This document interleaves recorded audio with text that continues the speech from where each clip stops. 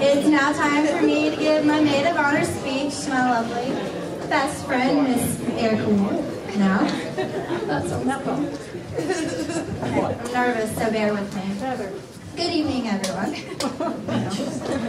First, I would like everyone to join me in commending the best man, the groomsmen, and the bridesmaids for their stellar performance they did today. You all did an amazing job, and I know that Erica and Steve truly appreciate all that you've done. Erica and I have been friends since she's moved here in the 6th grade. That's over 10 years, which is especially long when you think of girls' friendships. I remember the first day when she came to school and how all the boys were gushing over how beautiful she was. And all the girls, myself included, became instantly intimidated. She doesn't look too different now than she did back then, except for now she wears makeup, is a little bit tanner, and of course the poof. But if you know Erica, even the slightest bit, you know that she's the most genuine person in the world, and she would never let something like that go to her head. I don't think I've ever told Erica this before, even though I should have on many occasions, but I admire you so much. Not only are you incredibly beautiful, but damn it, you're smart too.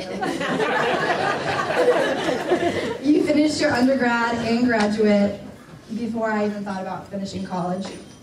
But that's just you, getting the great grades and getting not only what you want from life, but what you totally deserve.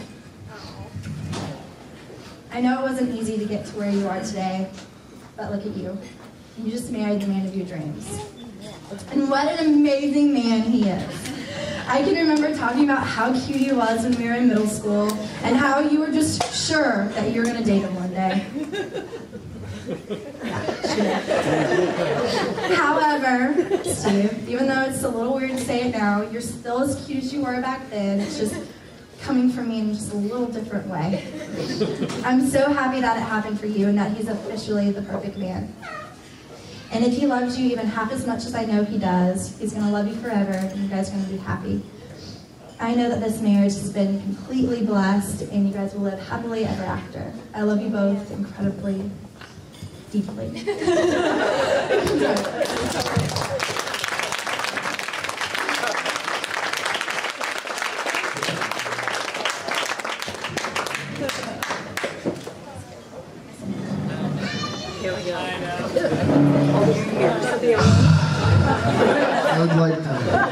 I'd like to say something that I wrote tonight.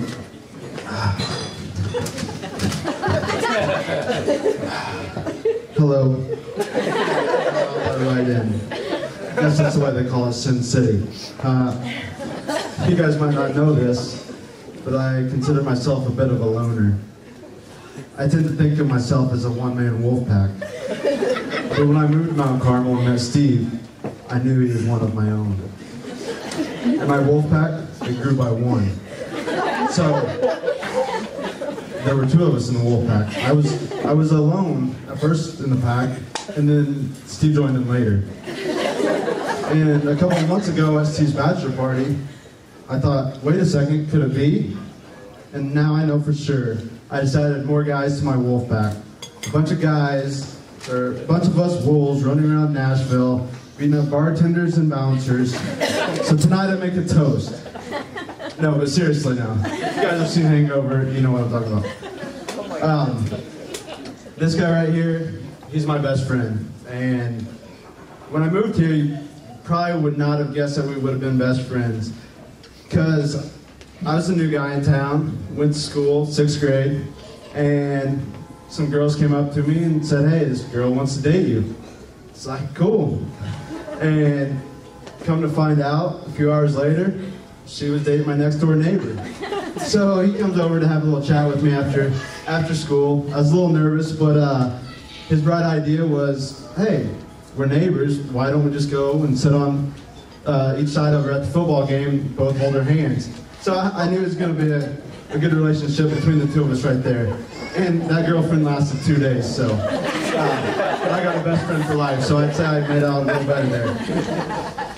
But I'm not sure how many of you have heard about Steve's 21st birthday party, including Steve. But, you see, he came up to visit me at Eastern to celebrate a monumentous occasion. And the only problem was, when it came time to go out, Steve was passed out in bed. We tried and tried. We tried everything to get this guy to go out and get out and go to the bar to have his first legal drink, but it wasn't happening. So, like a good friend, went out and celebrated in his honor. Now a little bit of the serious stuff.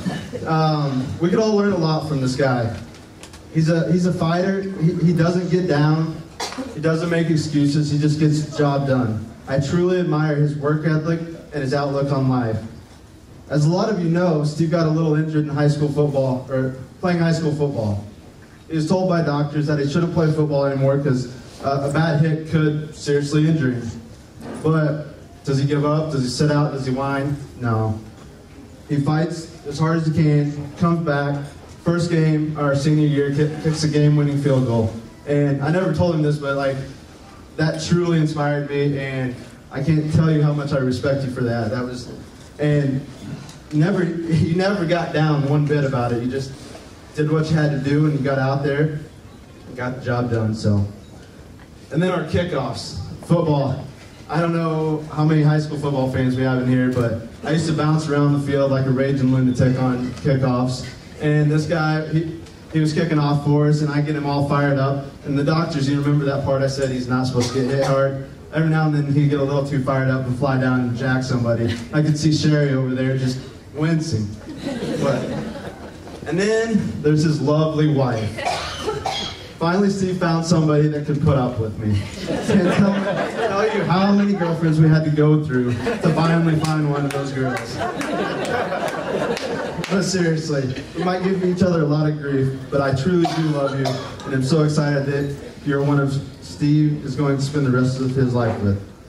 Erica, thank you for marrying my best friend and making him so freaking happy. You two are awesome together, and I'm honored to call you my best friend-in-law. So, here's to the hottest couple in the room.